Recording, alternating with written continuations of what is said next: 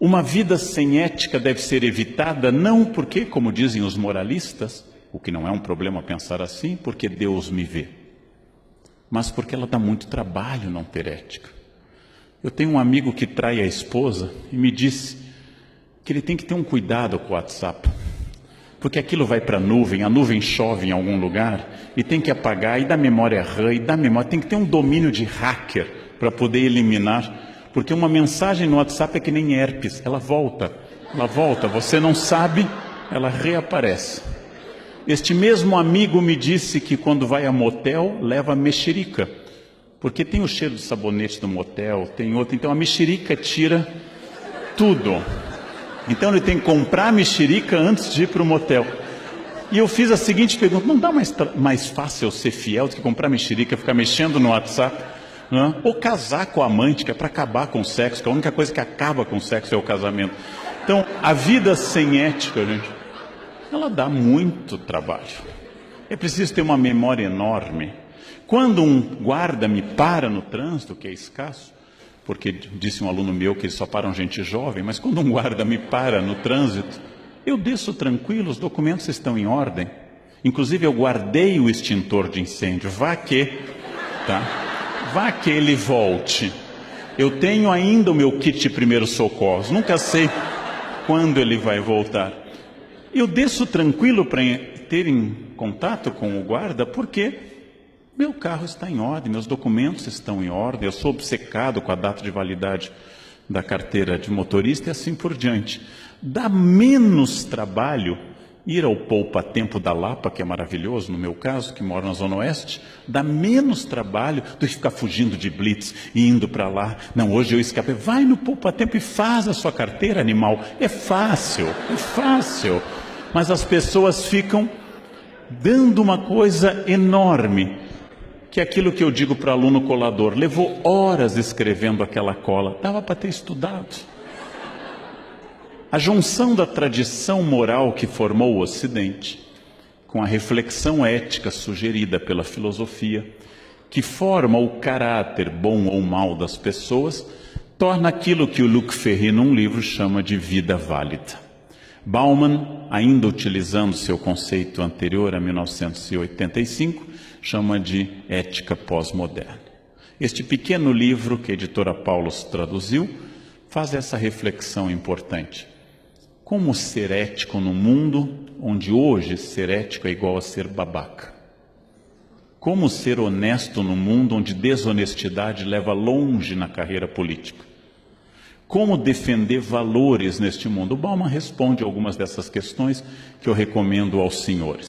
Encaminhando para uma conclusão, temos que pensar que vivemos hoje, em outubro de 2015, um naufrágio ético. Os poderes públicos disputam de tal forma que vocês devem lembrar que, caindo a presidente e o vice, quem assume é o Cunha. Olhem a nossa situação. Se vocês não gostarem de Beelzebub, Satanás está esperando. Eu recomendaria, como lição de casa, que vocês estudassem a biografia do vice-presidente da Câmara, que é a opção que vem depois do Cunha. Para quem quiser se sentir deprimido mesmo hoje, estudem isso. As pessoas protestavam pela falta de ética colocando a camiseta da CBF e da FIFA, iam para a Paulista, duas instituições afogadas na falta de ética. E finalmente o mundo empresarial, porque de forma até positiva, é inédito no Brasil, nós paramos de falar da corrupção passiva, que é a do político, e passamos a tratar da corrupção ativa, que é a do empresário. Isto é muito importante. Começamos a perceber o outro elo, que o indivíduo e a sociedade agora podem ver com clareza essa ambiguidade possível. E lembrando aos senhores o que eu aprendi em Brasília dando essa palestra. Se nós temos hoje denúncias brutais sobre a Petrobras há um mês bateu o recorde de produção de petróleo no Brasil, 2,4 milhões de barris por dia. O que significa isso? Que a maioria da Petrobras é formada de trabalhadores como nós, dando um esforço titânico numas plataformas isoladas do mundo para que nós tenhamos chegado a esse número assombroso de 2,4 milhões de barris por dia. Ou seja, que nós ficamos olhando para as diretorias, esquecemos que aqui nessa sala, em todas as salas, o Brasil continua existindo, porque a maioria dos brasileiros é honesta, paga seus impostos, tenta evitar multas, quando leva a multa, paga suas multas e vive a sua vida em torno de trabalho, família e valores éticos. E isto é uma coisa que nós esquecemos porque nós passamos a confundir o Estado com a sociedade. Nós esquecemos deste detalhe. Sérgio Buarque trabalhou com a ideia de homem cordial, significando que o brasileiro funciona do ponto de vista muito passional ou muito emotivo. E eu vou buscar numa raiz um tema. Vou buscar numa raiz um tema que é a Carta de Caminha. Caminha escreveu o primeiro documento sobre o Brasil e ao final da Carta do Caminha ele diz que a terra foi descoberta, das suas características, e diz o seguinte: ele pede ao rei que mande vir da ilha de São Tomé Jorge de Osório, meu genro. Ele está pedindo ao rei um emprego para um familiar. Não é corrupção, porque no antigo regime não há concurso público. Ele não está infringindo uma regra. A única forma de ser contratado é a indicação real. Mas o Brasil começa com essa relação pessoal. Professor, o senhor vai tirar minha prova? Eu achei que nós éramos amigos.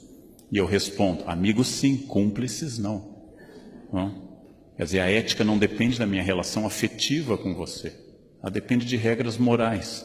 Muitas vezes eu achei que o senhor gostasse de mim, eu gosto de você, mas eu odeio o deslize ético.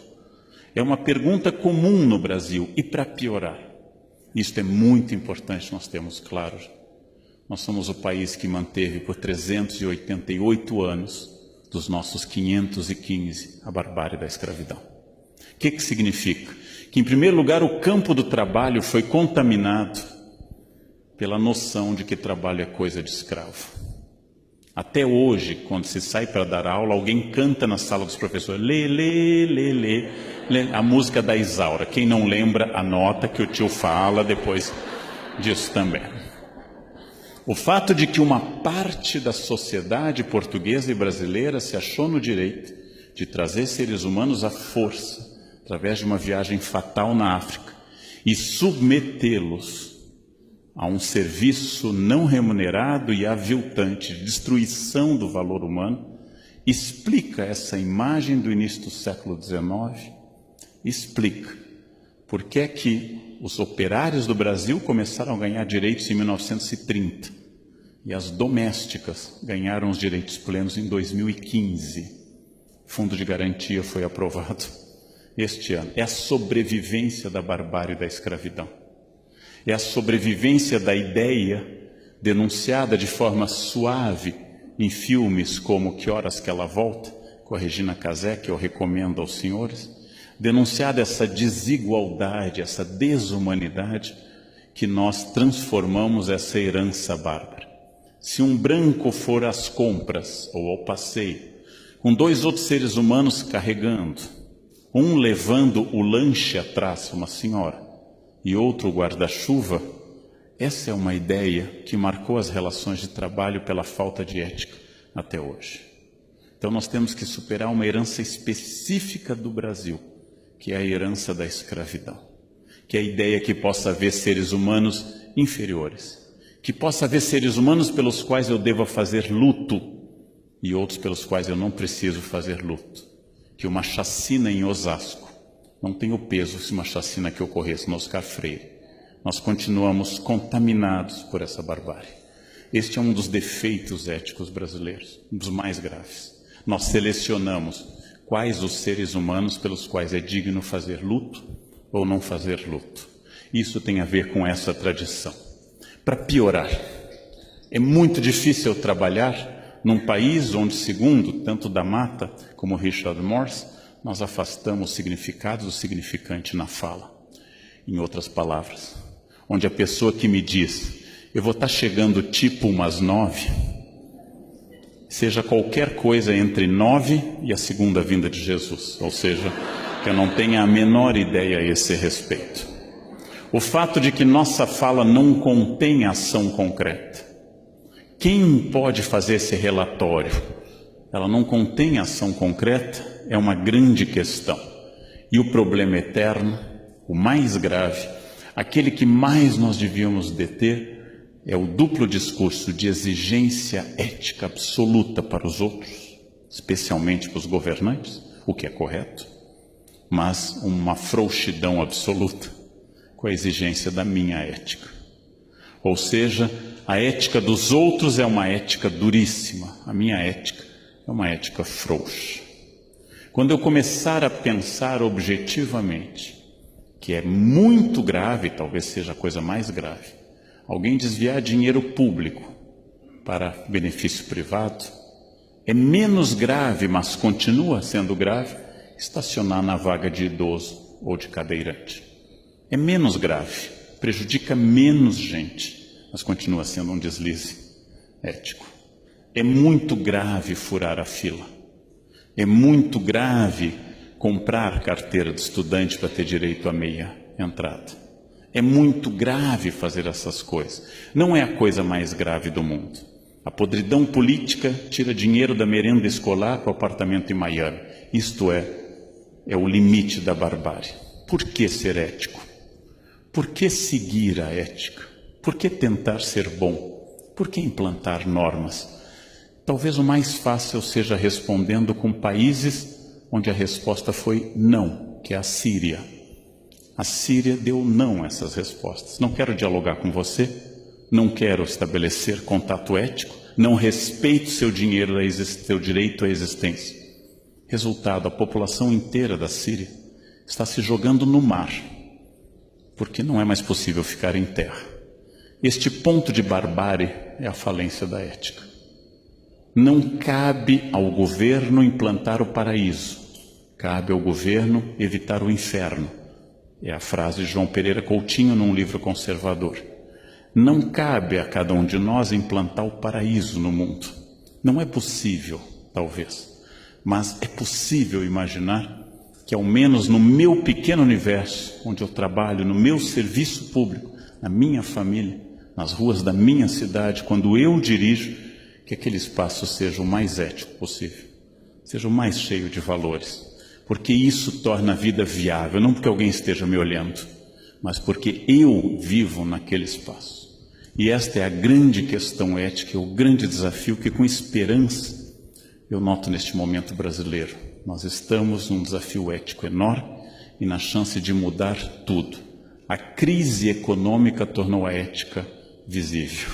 Porque em época de abundância econômica ninguém critica a falta de ética.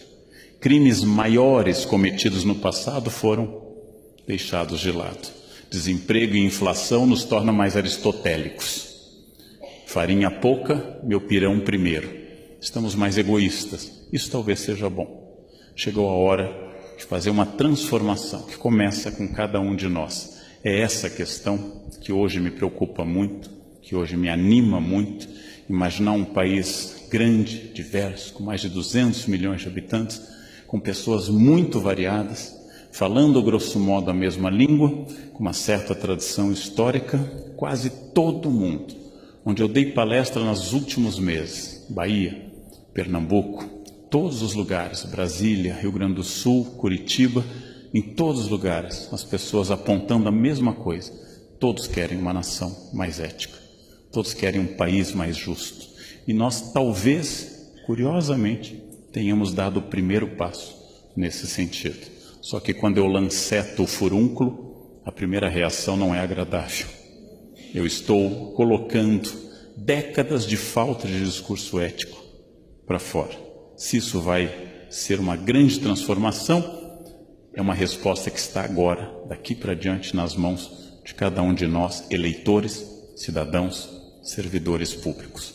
E era isso que eu queria dizer neste momento para vocês. Muito obrigado pela atenção. Obrigado.